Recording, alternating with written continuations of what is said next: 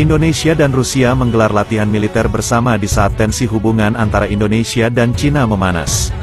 Hal ini dikarenakan Cina sangat berani mengusik wilayah NKRI dengan menyebabkan keributan di Natuna pada beberapa waktu lalu.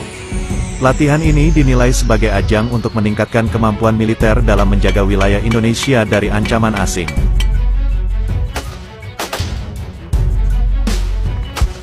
Duta Besar Rusia untuk Indonesia Lyudmila mengatakan latihan perang itu digagas sebagai penguatan kerjasama di bidang pertahanan kedua negara. Latihan militer ini juga akan melibatkan sejumlah kapal perang Rusia yang akan berkunjung dan berlatih di perairan Indonesia.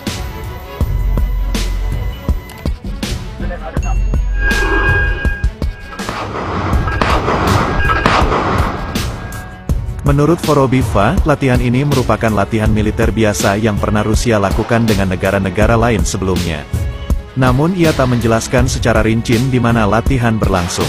Latihan militer ini mencakup angkatan laut kedua negara dan akan ada beberapa kapal perang Rusia yang dikerahkan ke Indonesia untuk mengikuti latihan. Selain latihan militer antara kedua negara Rusia dan Indonesia, Vorobifa mengungkapkan bahwa Rusia juga akan menggelar latihan militer bersama dengan negara ASEAN lainnya.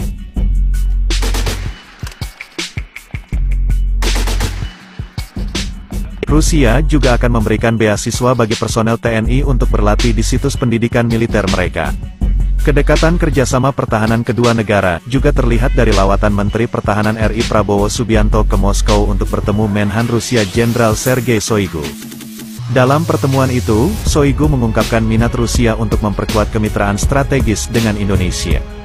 Ia bahkan menganggap bahwa Indonesia merupakan salah satu mitra terpenting Rusia di kawasan Asia Pasifik.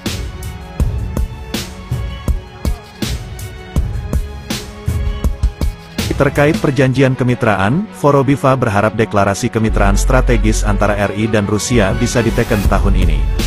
Tetapi, tidak bisa dipastikan kemitraan itu bisa diteken langsung oleh kedua pemimpin negara lantaran dia belum bisa memastikan apakah Presiden Vladimir Putin jadi berkunjung ke Jakarta tahun ini.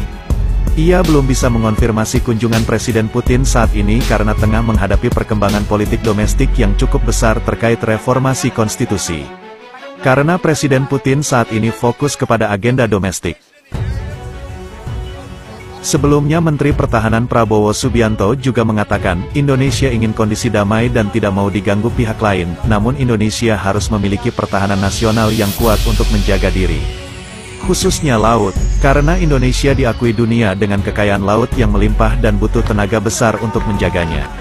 Jadi untuk saat ini Indonesia sedang fokus di bidang pertahanan, dari mendatangkan alutsista hingga bekerja sama dengan berbagai negara.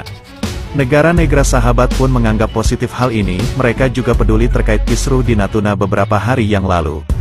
Salah satunya adalah Jepang yang memberi sebuah kapal penjaga untuk militer RI dan begitupun Inggris yang ingin membantu Bakamla di bidang bahasa, agar nantinya Bakamla dapat bersaing dengan negara-negara lain. Tidak hanya Prabowo, Pak Presiden Jokowi juga bahu-membahu membantu Menhan untuk meningkatkan sistem pertahanan dengan menambah anggaran pertahanan lebih besar dari tahun sebelumnya. Bukan rahasia umum lagi kalau Indonesia setiap tahunnya memiliki masalah dalam negeri.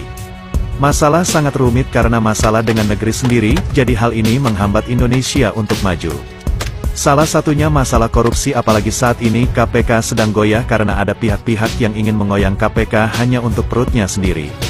Rakyat sudah sangat tidak percaya lagi dengan pemerintahan saat ini, namun terlepas dari itu masyarakat tetap ingin Indonesia berdiri di tempat yang lebih layak.